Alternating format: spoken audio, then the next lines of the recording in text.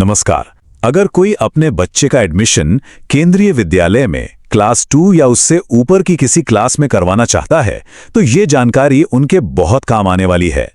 देखिए, क्लास 1 का जो प्रोसेस है वो तो ऑनलाइन है, लेकिन क्लास 2 और उससे ऊपर की सभी क्लासों के लिए नियम और तरीका दोनों ही पूरी तरह से ऑफलाइन और बिल्कुल अलग हैं।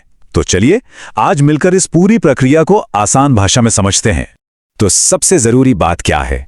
देखिए, क्लास 2 और उससे ऊपर की क्लासों में एडमिशन का सारा खेल एक ही चीज पर टिका है, और वो है एक खाली सीट, यानी कि एक वैकेंसी का मिलना। क्लास 1 की तरह नहीं है यहाँ। एडमिशन तभी और सिर्फ तभी होगा जब स्कूल में कोई जगह खाली होगी, और हाँ, ये पूरी प्रक्रिया ऑफलाइन ही होती है। तो चलिए सबसे पहले इसी एक बड़े सवाल को समझते हैं जिस पर यह पूरा एडमिशन सिस्टम टिका हुआ है, और वो है वैकेंसी का सवाल। इसे एक गोल्डन रूल की तरह समझ लीजिए। अगर स्कूल में वैकेंसी नहीं है तो एडमिशन नहीं होगा। सीधी सी बात है। स्कूल क्लास 2 और उससे ऊपर के लिए एप्लीकेशन फॉर्म्स तभी निकालेंगे जब उनके पास सीटें खाली होंगी। यह सबसे पहली और सबसे जरूरी बात है जो हर पेरेंट को पता होनी चाहिए। ठीक है, तो अब सबसे बड़ा सवाल यह है कि यह पता कैसे चलेगा कि सीट खाली है भी या नहीं। इसका जवाब मिलता है स्कूल के नोटिस से। चलिए इसी नूनमती वाले नोटिस को थोड़ा और करीब से देखते हैं। क्लास 2 में 40 सीटों कर 35 बच्चे हैं, मतलब हाँ 5 सीटें खाली हैं। लेकिन जरा क्लास 3 को देखिए, 40 की क्लास में 43 बच्चे, मतलब कोई जगह ही नहीं है। और अब देखिए सबसे मजेदार बात, क्लास 6 में 80 सीटों पर सिर्फ 51 स्टूडेंट्स हैं, यानी पूरी 29 सीटें खाली हैं। सोचिए ये कितना बड़ा मौका हो सकता है। पर एक मिनट, यहां एक सवाल जरूर दिमाग में आया होगा, है ना, कि जब क्लास 40 बच्चों की है तो उसमें 43 बच्चे कैसे हो सकते हैं? यह सिस्टम के एक अंदर की बात है। चलिए बताता हूं। ऐसा होता है ट्रांसफरेबल जॉब कोटे की वजह से।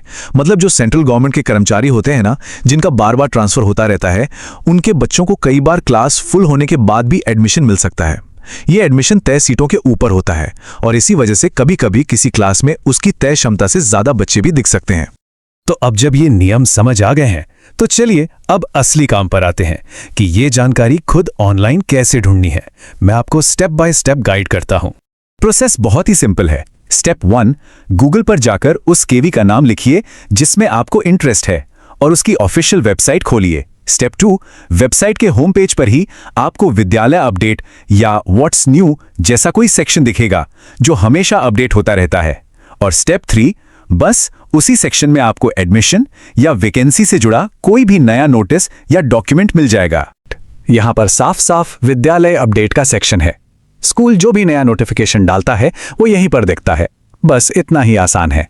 लेकिन अगर मान लीजिए कि वेबसाइट पर कोई नोटिस ही नहीं मिला तो तब क्या करें? घबराने की कोई बात नहीं है। इसका भी एक दूसरा रास्ता है।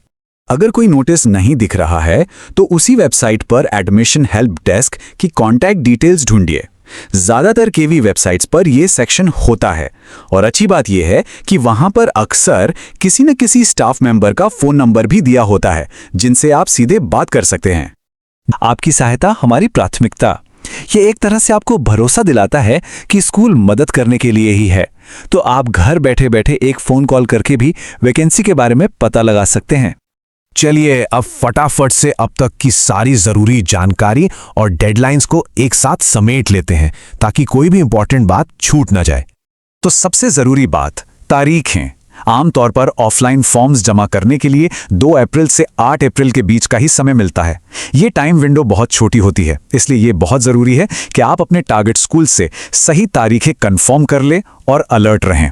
तो इस पूरी चर्चा का सार क्या है? याद रखिए, पहला, क्लास 2 और उससे ऊपर एडमिशन सिर्फ और सिर्फ वैकेंसी पर ही निर्भर है। दूसरा, जानकारी के लिए सबसे पहले स्कूल की वेबसाइट ही चेक करनी है। तीसरा, वहां विद्यालय अपडेट सेक्शन पर नजर रखनी है। चौथा, अगर कुछ ना मिले तो सीधा हेल्प डेस्क पर फोन करना है। और पांचवा और सबसे जरूरी, अप्रैल की शुरुआत वाली डेडलाइन को बिल्कुल नहीं भूलना है। तो इस सारी जानकारी के साथ अब क्या अपनी खोज शुरू करने के लिए सब तैयार हैं? सही जानकारी होने से यह पूरी प्रक्रिया काफी आसान हो जाती है। सभी को बहुत बहुत शुभकामनाएं।